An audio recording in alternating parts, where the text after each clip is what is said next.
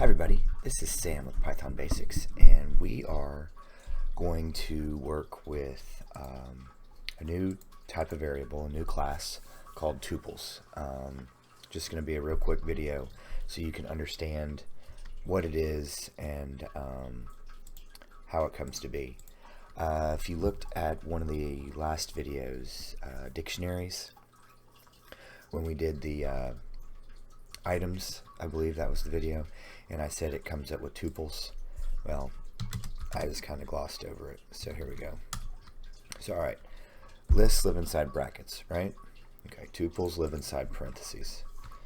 You might say, well, what in the world, why do we need these? Well, I'm gonna tell you why.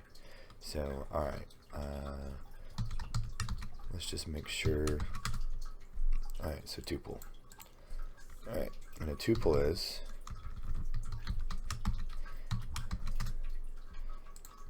alright, it's all this. So alright, it's an iterable, but here's the thing.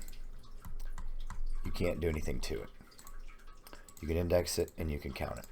And the reason why these are handy is things can happen incidentally in programming and in programs. So the creators, and through trial and error, realize that you need to be able to have something. So if you're going to create a group of variables, you want them to stay that way, and you don't want to be able to change them.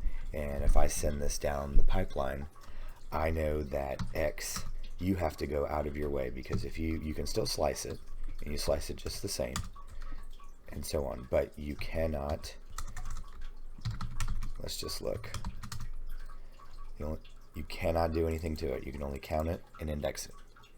So if we tried to del x 0, we accidentally put that command in, incidentally we would get an error because you can't do it. And then you can't append